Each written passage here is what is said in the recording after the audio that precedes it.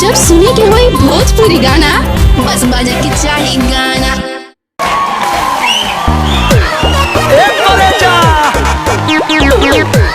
ए हो तनी हेने आइबू आओ ना रे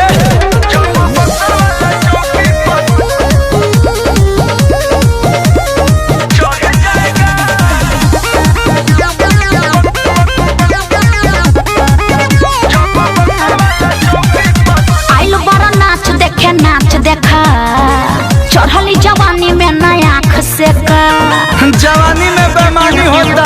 अरे का समझ लो आइल बड़ा नाच देखा चढ़ली जवानी में नया आँख से का। अच्छा। ज्यादा बोलो बात बिगड़ जाएगा, ज्यादा बोलो बात बिगड़ जाएगा। अभी पता नहीं था कि कौना जिला से पाला पड़ल बा। कौना जिला हो? जब बक्सर वाला का बक्सर वाला? जब बक्सर वाला चौकी पर चढ़ जाएगा तो? जानू हम टहर बढ़ जाएगा। अरे जब जा। बक्सर वाला चौकी पर चढ़ जाएगा जानू हम टहर बढ़ जाएगा। बुझलू हल्का में मत ली हो। तो हम भी छोड़ने वाले नहीं हैं।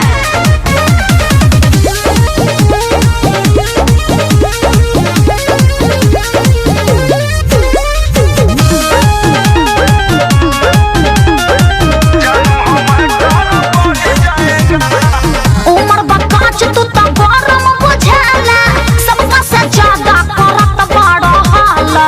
2 मिनट में अगर कर ढीला अपना जिला के होई मरद रंगीला पूरा जवार में हाला बा।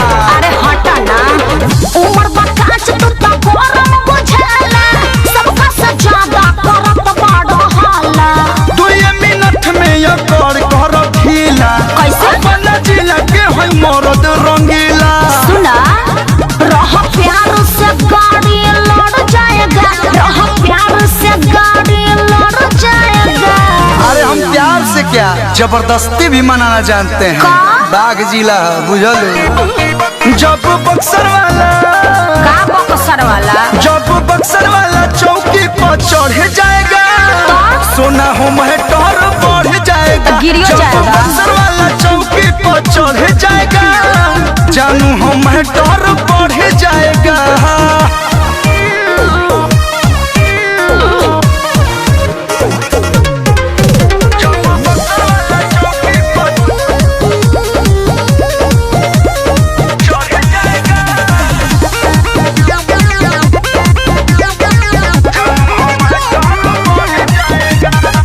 दे तो डिटेल उठवा ले हम खड़े, सोनू सरगम दबंग यार बाड़े।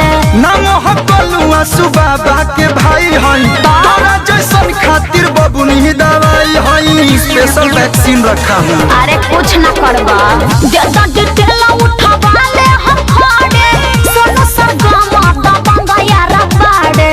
नाम हो कलु हनुमान जी के भाई हई अच्छा। तोरा जैसन खातिर बबुनी दवाई हई। झटका मारब जमीन में गड़ जाएगा, झटका मारब जमीन में गड़ जाएगा। ए अभिराम भाई कुछ ज्यादा नहीं खे बोलत। का करब हैं? का करी हम? जब बक्सर वाला रही जब बक्सर वाला चौकी पर चढ़ जाएगा तो चलेगा। जानू हम डर बढ़ जाएगा। अच्छा। जब बक्सर वाला चौकी पर चढ़ जाएगा जानू हम डर बढ़ जाएगा। ले आओ रे 2000। हट पागल कहीं का। अभी पता नहीं था कि कौना जिला से पाला पड़ल बा। कौना जिला हो? जब बक्सर वाला